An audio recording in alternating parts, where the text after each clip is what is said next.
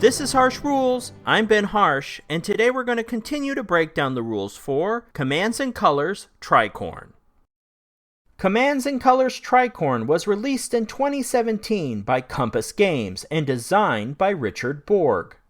This game supports 2 players and takes from an hour to an hour and a half to play.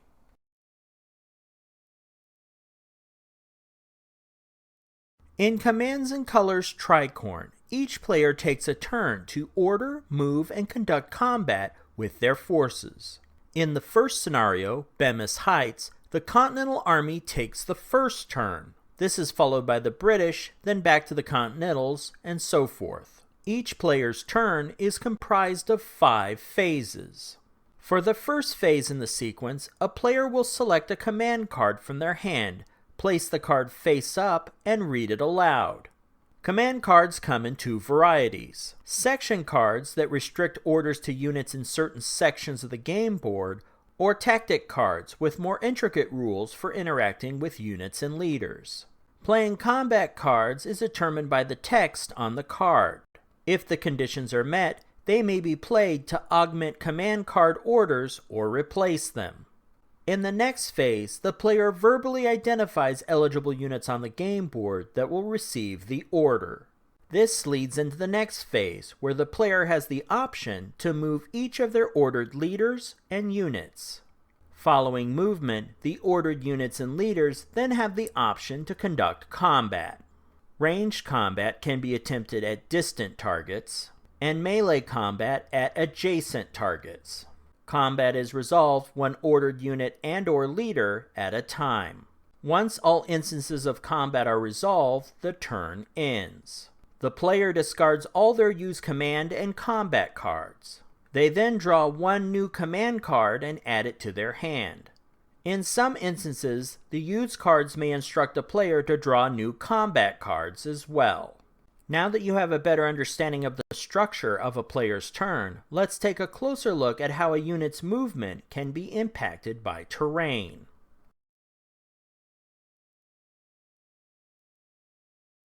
When the Bemis Heights scenario is set up, it should look similar to this illustration.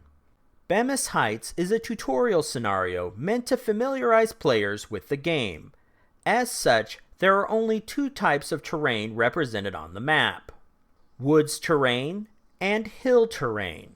Now, let's look at how units interact with these 2 types of terrain. Terrain affects Tricorne's gameplay in a number of ways. To illustrate this, let's look at the 2 types of terrain in the Bemis Heights scenario, starting with woods. First, an active unit may be impacted when moving into a woods hex. Woods terrain is a type of obstructed terrain, which blocks line of sight and may end movement. In this case, a unit that enters woods terrain must stop and end their turn. Essentially, the terrain is so dense with foliage that it uses up any remaining movement that unit has for their turn. Not all terrain with obstructing objects stops a unit's movement, as you'll see in a moment, but woods and buildings definitely do. Each unit type may also handle the impact of moving into terrain in different ways. For example, with woods terrain, cavalry only has to stop. Artillery stops as well, but they also cannot battle. Infantry are further penalized. They not only stop, but lose 1 battle dice if they conduct an attack in the same turn. To be clear, this penalty is only for when the infantry first enters the hex space and then conducts a battle. If they began the turn in the woods hex space, they would not be penalized. Once a unit occupies a terrain hex, they may be affected in other ways. For example, light infantry units that occupy a woods hex are able to ignore 1 flag die result. Once a unit occupies the terrain hex, they may also receive bonuses or penalties when conducting combat. This is the terrain hex's Defender Battle Out modifier. In a woods terrain hex, infantry do not receive a bonus or a penalty for battling out. However, cavalry do not fight well in woods and are penalized 2 battle dice from their roll. Artillery suffer as well and lose 1 battle dice from an attack roll. Finally, enemy units that battle into a specific hex type may also receive a modifier to their attack. Infantry and artillery attacks into a wood hex are not modified. However, cavalry, once again not adept at melee in the woods, lose 2 battle dice from their attack roll. Let's also take a quick look at the other terrain type in the Bemis Heights scenario, hills. Unlike other obstructed terrain, units that move onto a hill do not stop and end their movement. Hills are also obstructed terrain that block line of sight to hexes behind them. However, if both units are on hills of the same level, line of sight is not blocked. Moving onto a hill terrain does not penalize units or leaders. As a reminder, artillery units will not be able to battle after movement, which occurs regardless of the terrain. A unit that moves onto a hill gains a morale bonus from cover and may ignore 1 flag from an infantry or cavalry attack. However, the unit does not gain this bonus when attacked by artillery. Defenders may battle out from a hill terrain with no bonus or penalty. Attackers also gain no bonus or penalty for attacking units on a hill, with the exception of the previously mentioned ability to ignore 1 flag. Now that we've reviewed the hills and woods terrain for the Bemis Heights scenario, let's look at terrain that may appear in other scenarios. I've developed the following classification system to help new players learn about Tricorne's terrain. Terrain falls into 6 types. Each type is organized from left to right on how it helps or hinders a unit's movement. First is swift terrain. Swift terrain represents roads. If a unit begins and ends its movement on a road, they receive an additional 2 hex spaces of movement as a bonus. Next is clear terrain. These are typically grasslands. They do not help or hinder movement or provide any cover bonuses or restrictions. Following this are barriers. Barriers are man-made barricades that section off or organize property lines. However, some barricades, like fieldworks, are designed solely for defense purposes. Barricades also provide cover bonuses to defenders, but only along the edges of the hex the barrier covers.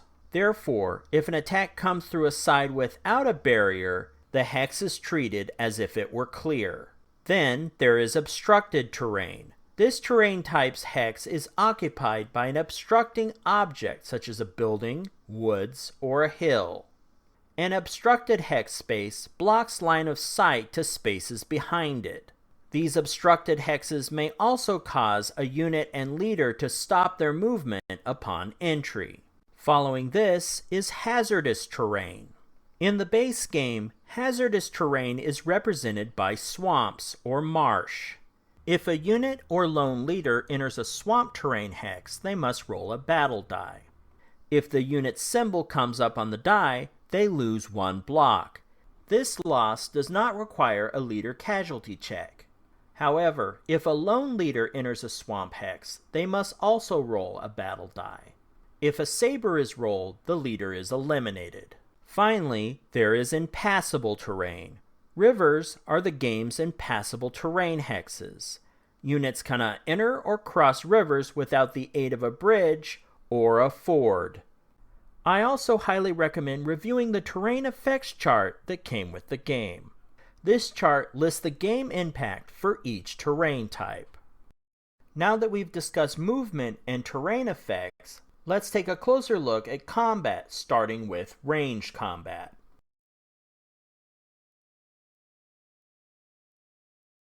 Ranged combat is conducted in 7 steps. For the first step, the player announces the attacking unit. Basically, this is one of the units you've already ordered during your turn. Now you're just letting the other player know which of these units you will be attacking with.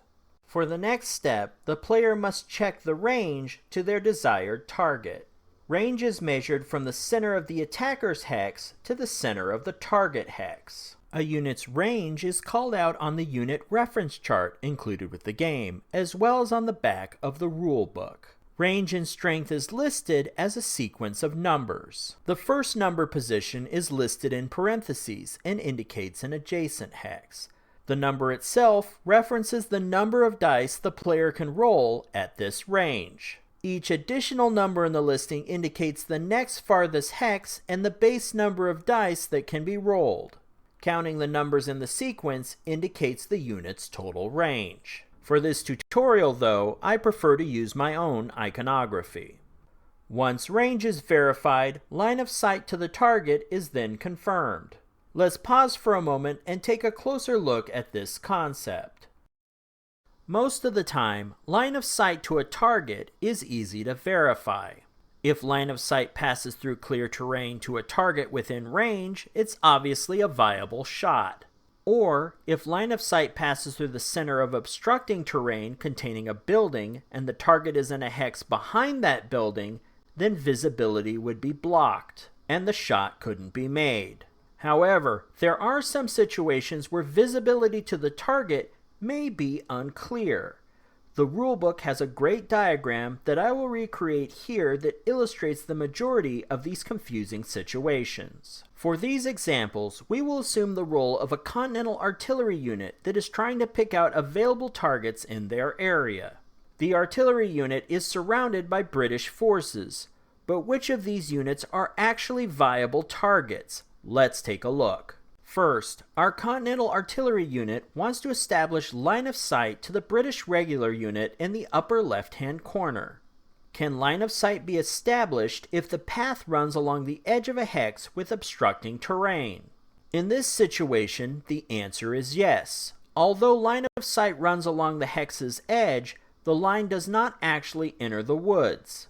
The possibility that the Continental Army can see the British regular unit is obviously strained here. However, the rules give the attacker the benefit of the doubt. As a result, line of sight is established and the shot can be taken. Now, what about the British regular unit in the upper right-hand corner? In this situation, the answer is no. The line of sight path has obstructing terrain on both sides. While the rules allow some forgiveness with the edge of one hex being obstructed, two such hexes is definitely out of the question.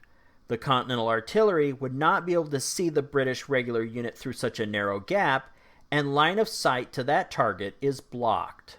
Next, let's look at a similar issue for two targets to the south. The Continental artillery unit wants to establish line of sight to a British regular just south of its position. Although line of sight grazes the edge of the fieldworks on top of a hill terrain hex, the shot is still legal. And yes, you heard that correctly. It's a hill with fieldworks built on top of it. Fieldworks on its own does not block line of sight.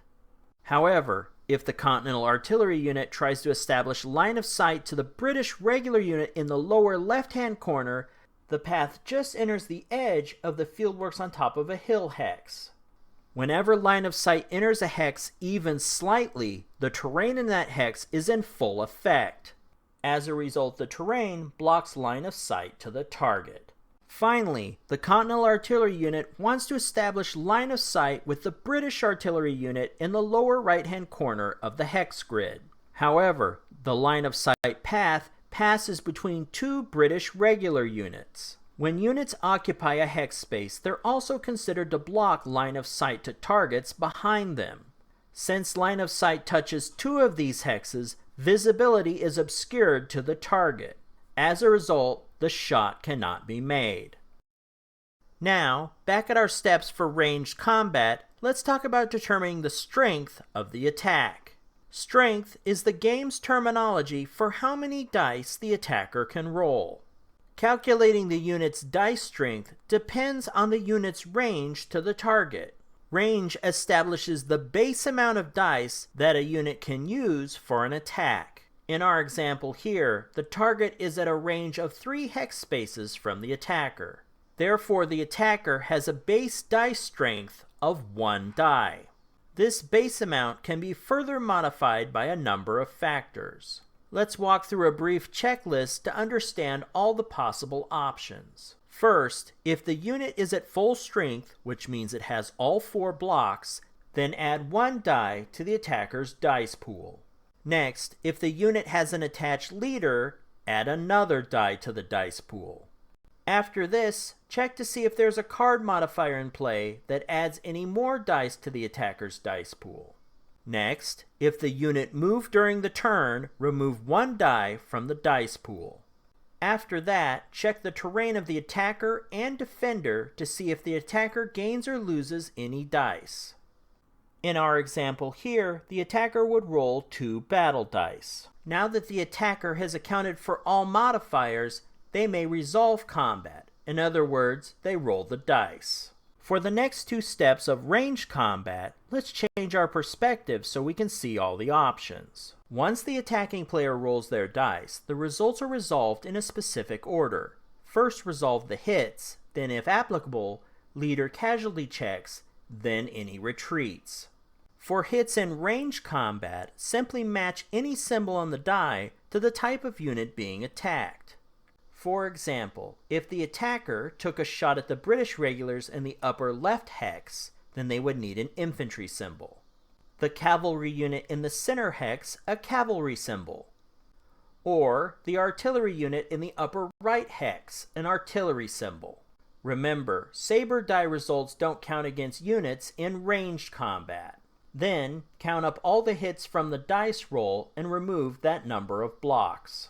If all blocks are removed, the unit is eliminated and the attacker gains a victory banner. If the unit is hit and has an attached leader, then it's necessary to make a leader casualty check. We covered leader casualty checks in the last episode. Once all hits have been resolved and any leader casualty checks made, the defender must then manage any retreats caused by flag die results. There are several ways a unit's morale will allow them to ignore flag die results. Let's walk through another checklist of these possibilities. First, if the unit has an attached leader, they may ignore 1 flag. Next, if that unit has support from 2 adjacent friendly units, they may ignore a flag. After that, check the defender's terrain. This may allow them to ignore another flag.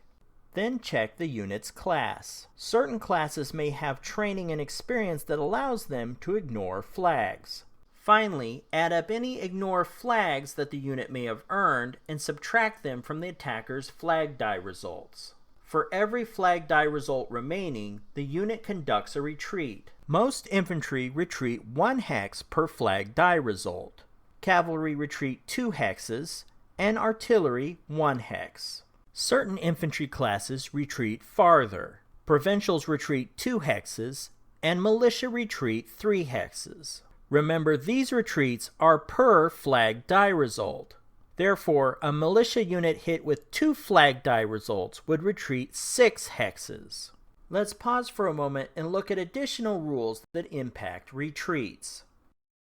When a unit retreats, it must move the required number of hex spaces toward the edge of the board its nation controls. For the Bemis Heights scenario, the British have the front edge of the board.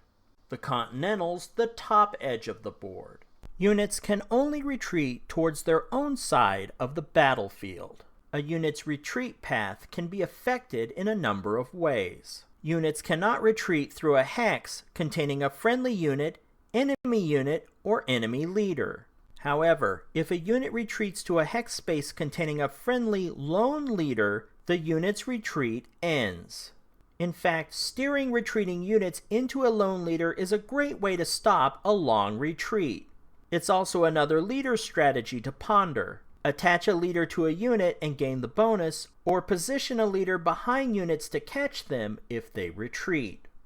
In their retreat, units can pass through hexes that contain obstructing terrain that would normally cause a unit to stop. However, they cannot cross impassable terrain like a river hex. Whenever a unit cannot retreat, either because its retreat path is occupied, impassable, or would take the unit off the edge of the board, 1 block must be removed for each hex space of the retreat the unit cannot complete.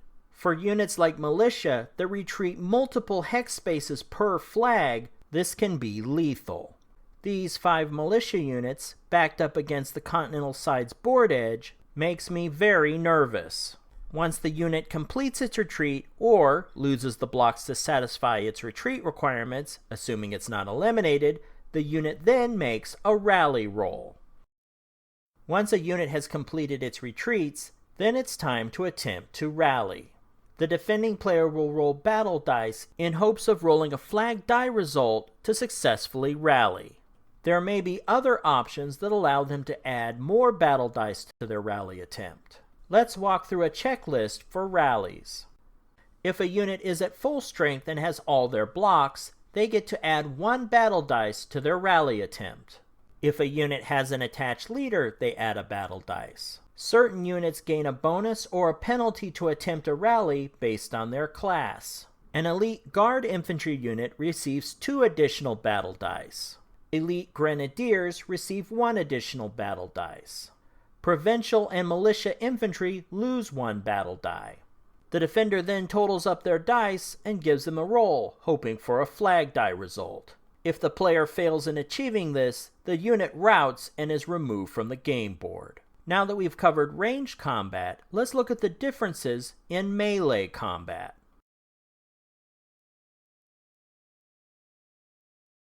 Melee combat can only be conducted if the attacking unit is adjacent to its target.